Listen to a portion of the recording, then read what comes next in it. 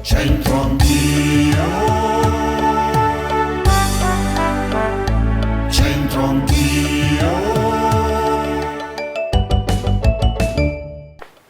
Bentrovati, nuovo appuntamento. Ciao. Con Centro Anch'io speciale C'era una volta. Siamo ospitati nel Museo della Civiltà Contadina di Mairano, che è ricco, bello, affascinante, si vedono un sacco di cose che i nostri figli non hanno probabilmente mai visto e i nostri nonni, i nostri genitori ricordano perché utilizzati nella loro infanzia.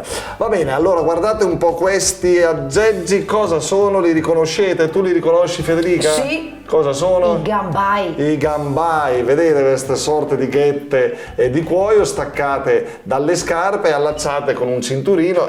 Perché? Perché si utilizzavano dove? Per andare nelle stalle, i mandriani. Certo, perché servivano a proteggere la gamba, Certo. perché metti che magari l'animale un po' imbizzaglio, poi lo sporco, insomma. C'è, esatto. E si usavano i gambai. Tu usi i gambai, Federica? Sì. Il mio proprio chesti, però. Sono gambai. Io comunque gambai. Sono gambai chic, sono gambali Molto chic. chic. Sono molto chic. Va bene, allora dai gambai a qualcos'altro, ma stavolta interroghiamo qualcuno per la strada. Vediamo Via. un po' che ne sanno. Ancora qui in piazza Paolo VI in compagnia di Luigi e Alessandra. benissimo, Luigi e Alessandra, a Spasso, bresciani? Sì, Bresciani Doc. Sì, della città. Città. Benissimo. Allora, voi guardando questo arnese, tenete pure in mano, ecco, che cosa potrebbe essere? L'avete mai visto? Era in uso tempo fa nelle nostre campagne, insomma, dai nostri nonni. Questo è un redabolo. Redabolo. Quindi in dialetto come si dirà secondo voi? Redabolo o scagna? Redabolo. Redabolo, la scagna, sapete cos'è la scagna? Sì, la scagna è una sedia. La sedia, quindi non c'entra nulla. Redabolo, cos'è? Vedete, c'è questo asta di legno con in fondo con questa assicella. Per cosa veniva utilizzato? Secondo me così a spanne lo usavano o per pulire o per spostare diciamo qualche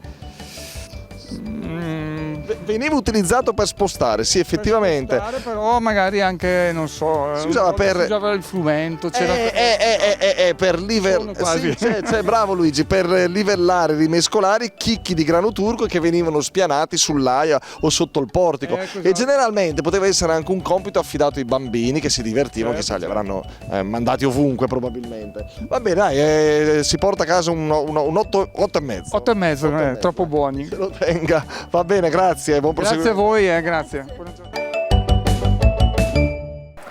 Bravi Luigi e Alessandra, adesso bravissimi, adesso date un'occhiata a quest'altro oggetto, è la cuno o culla, la culla, guarda che bello questo lettino di legno o di vimini che si utilizzava ovviamente per i neonati, costruito in modo tale da poter dondolare i bambini, farli addormentare. Sul fondo spesso veniva posto anche il paiù, cioè un sacco pieno di paglia o di scarfoi, i cartocci del grano turco in sostituzione del materasso. E quando il bambino era piccolo si deponeva in questa culla con stramassì il portabimbo e strettamente avvolto in lunghe fasce, perché c'era questa antica credenza per cui il bambino avvolto bello stretto cresceva dritto. Ma se i bambini I tamioli gassati. erano più, se c'era più di un bimbo in casa che si faceva la culla, era solo una. Ma Dio, gira così a pe, gira qualcosa che è, qualcosa là, poto.